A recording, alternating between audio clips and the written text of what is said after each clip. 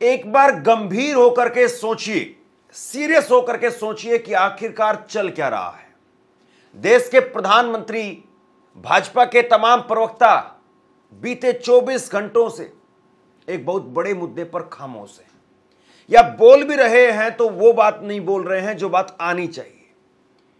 देश के CDS, chief of defence staff Anil Chauhan, general Anil Chauhan, वो विदेश जाते हैं सिंगापुर में, और सिंगापुर में एक नहीं 2 इंटरव्यू देते हैं। और पहली बार देश को आधिकारिक तौर पर पता चलता है कि भारत और पाकिस्तान के बीच में जिस वक्त में जंग के हालात बने हुए थे, उस वक्त में भारत के विमान गिरे हैं। यह बात, इतनी महत्वपूर्ण बात, यह हमें देश में पता नहीं चली, देश की सरकार ने नहीं बताई। यह बात हमें विदेश से पता चलती है। यह बात सीडीएस वहां इंटरव्यू जाकर के कहते हैं। अब इसको लेकर के पूरा विपक्ष कह रहा है कि आखिरकार मसला क्या है। कांग्रेस ने मुख्यतः इस पर मोर्चा खोला है। कांग्रेस कह रही कि जो बात देश की सरकार को बतानी चाहिए थी, वो बात देश की सरकार ने छिपाई क्यों। और दूसरी बड़ी बात कि जिस तरीके से उस वक्त में रिपोर्टिंग करने वाले पत्रकारों को ट्रोल किया गया, धमकियां दी गई, उनकी खबरें डिलीट करवाई गई, क्या अब वो लोग माफी मांगेंगे?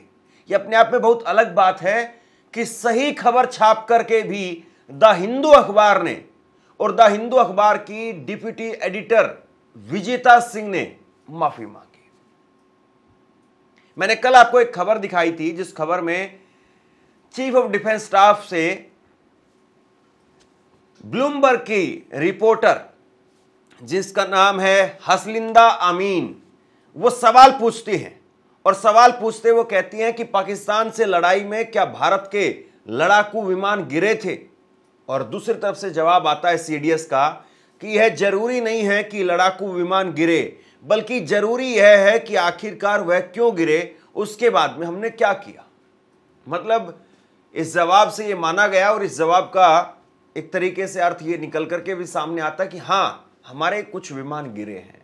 हालांकि उन्होंने संख्या स्पष्ट नहीं की, लेकिन यह भी अपने आप में बहुत बड़ी बात हो जाती है कि सरकार जिस चीज को डिनाई करती रही, उस चीज को सीडीएस ने ब्लूमबर्ग के इंटरव्यू में कह दिया। इसके बाद में उन्होंने वहीं पर रॉयटर को भी इंटरव्यू दिया, और उस इंटरव्यू में भी उन्होंने कई सारी बातें कही, लेकिन आप देखिए किस तरीके से ट्रोल किया गया। ये आप अपनी स्क्रीन पर देखिए, विजेता सिंह है, और विजेता सिंह डिप्टी एडिटर हैं द हिंदू की, और इन्होंने 7 मई को जब ऑपरेशन सिंदूर की शुरुआत हुई थी, तो 8 तारीख को एक खबर चलाई थी, जिसमें एक ट्वीट भी किया था, जिसमें इन्होंने कुछ मलबे की, विमान के मलबे की तस्वीरें पोस्ट की थी। और उसके बाद में इन्होंने विमान गिरने का दावा किया, तो तमाम लोग इनके ऊपर टूट पड़े, और इस तरीके से टूट पड़े कि इनको भी एक खबर डिलीट करनी पड़ी, और द हिंदू समूह को, द हिंदू अखबार को माफी मांगनी पड़ी, खेद जताना पड़ा। आज जिस बात को सीडीएस कह रहे हैं, इस बात को विजेता सिंह इन्होंने पहले ही कह दिया था। जाहिर सी बात है, इंफॉर्मेशन आ रही थी, खबरें आ रही थी, लेकिन उन खबरों को कैसे मैनेज किया गया। और सीडीएस ने अपने रॉयटर को दिए इंटरव्यू में इस बात को कहा भी है कि ऑपरेशन सिंदूर के दौरान हमारा 15% वक्त फेक न्यूज को क्लैरिफाई करने में लग गया। मतलब जिस तरीके से फेक न्यूज फैलाई जा रही थी, उससे निपटने में हमारा 15% वक्त खराब हो गया। यानी जो सही खबर थी उस पर माफी मंगवाई गई, और जो गलत खबरें थी उस पर खुद आर्मी को आकर के सफाई देनी पड़ रही थी, और उसमें उनका 15% वक्त लग गया। ये अपने आप में बहुत बड़ी बात है। ये स्टेटमेंट सीडीएस का निकल करके सामने आया। दूसरी तरफ आप देखिए, सुहासिनी हैदर, वो भी इस बात को अभी कह रही है।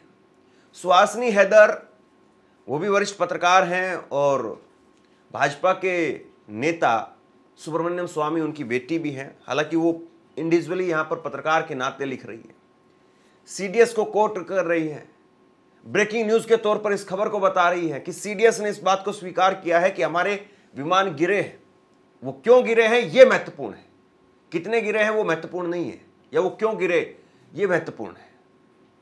तो यानी एक तरीके से आप देखें तो जो रिपोर्टिंग इसको लेकर के होनी चाहिए थी वो रिपोर्टिंग नहीं हुई, और अभी भी सरकार की तरफ से कोई स्पष्टीकरण, कोई प्रेस कॉन्फ्रेंस नहीं हो पाई है।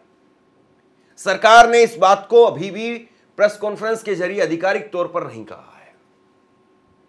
कितनी अजीब बात है नहीं, कि देश का सीडीएस जो है वो चीफ ऑफ डिफेंस स्टाफ, जो कि खुद एक सरकारी पद पर है, वो इस बात को विदेश में बैठ करके कह रहे हैं। और इसको लेकर के देखिए सवाल भी उठ रहे हैं। पत्रकार नरेंद्र वो लिखते हैं कि यह देश की मेन स्ट्रीम मीडिया के लिए आत्मचिंतन का समय है कि क्यों ऑपरेशन सिंदूर के बाद में देश के विदेश मंत्री से लेकर के सीडीएस तक को विदेश जाकर के इंटरव्यू देना पड़ रहा है, ताकि पूरे विश्व में संदेश जा सके।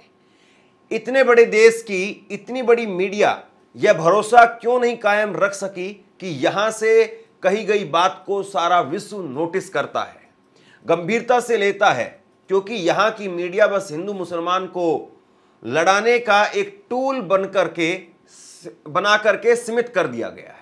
देखिए बहुत बड़ी बात वो कह रहे हैं। वो कह रहे हैं कि चाहे वो विदेश मंत्री हो, विदेश मंत्री एस जयशंकर, उन्होंने भी बाहर जाकर के अपनी बात कही, और वहीं पर जो है वो एक बड़ी बात उन्होंने कह दी।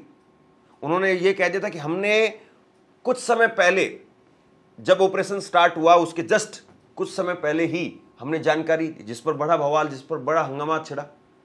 उसके बाद में सीडीएस वो सिंगापुर जाते हैं, वहां सिंगापुर जाकर के इंटरव्यू देते हैं। तो देश की मीडिया को कोई इंटरव्यू क्यों नहीं दे रहा है? देश की मीडिया की क्या क्रेडिबिलिटी, सबको पता है कि हिंदुस्तान की मीडिया को आज विश्व स्तर पर किस तरीके से देखा जा रहा है। रवीश कुमार इसको लेकर के लिखते हैं, उन्होंने ट्वीट किया कि सब कह रहे हैं कि सीडीएस को भारतीय मीडिया को इंटरव्यू देना चाहिए, कोई यह नहीं बता रहा है कि उनसे किसी ने इंटरव्यू मांगा भी था।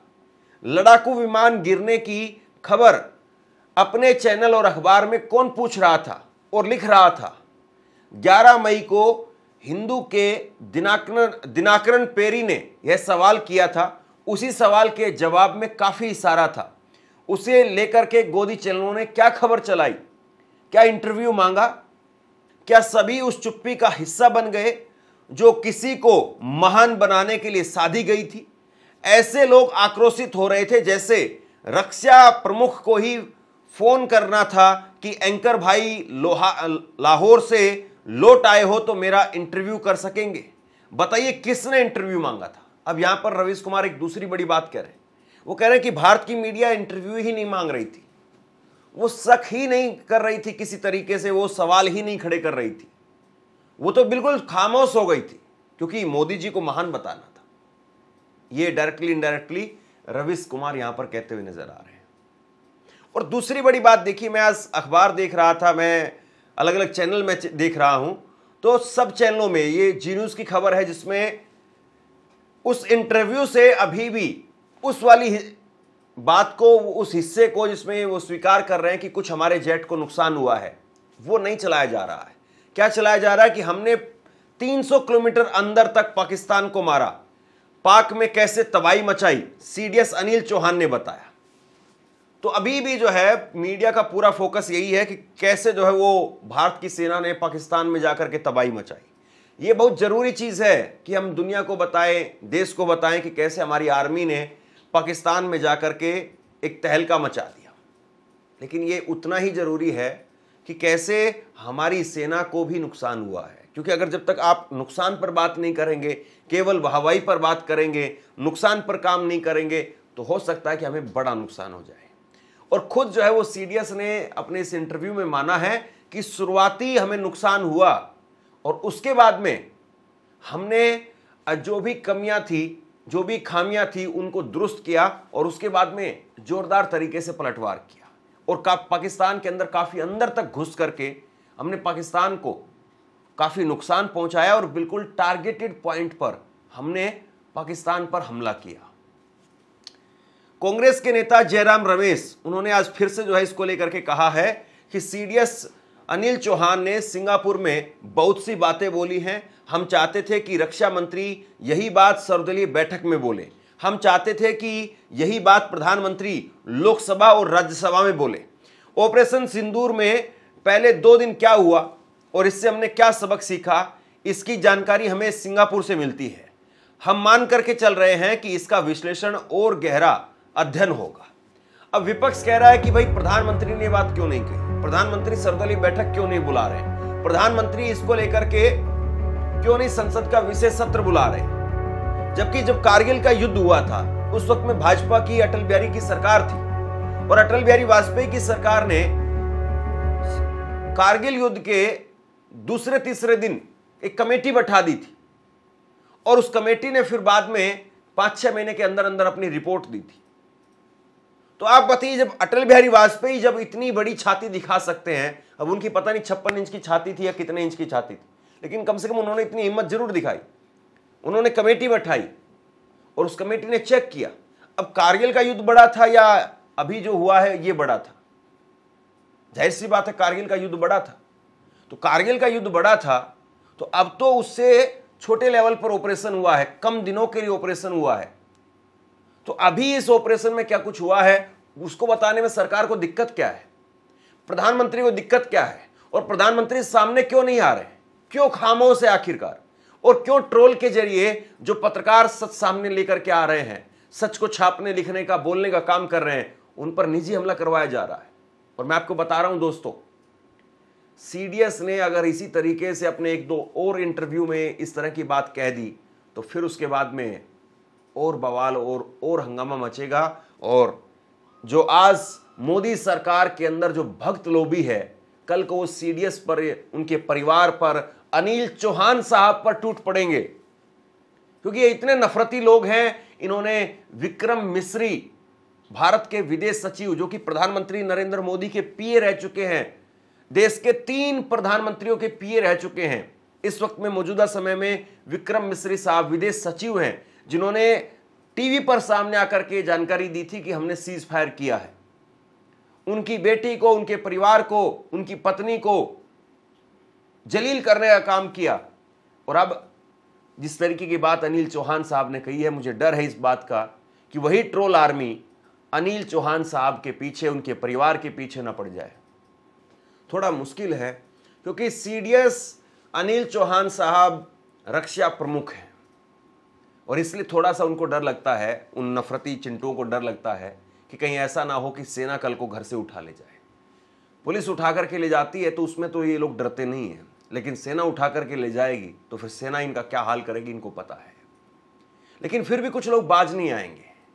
कुछ लोगों को लगता है कि हम तो अंधभक्त हैं, हमारी कोई आइडेंटिटी नहीं है, हमें कोई पहचान नहीं पाएगा, हमने तो ट्रोल के तौर पर फर्जी अकाउंट बनाए हुए हैं और इन फर्जी अकाउंट से हम जो मर्जी बात बोलेंगे। लेकिन सीरियस बात यह है दोस्तों कि सीडीएस ने जो बात विदेशी धरती पर बोली है, क्या वो बात देश की सरकार को, देश के विपक्ष से नहीं कहनी चाहिए? आप लोगों को जानकारी नहीं देना चाहते, आपको लगता है कि ये जानकारी लोगों के लिए नहीं है, तो आप उस जानकारी को लोगों के लिए मत दीजिए।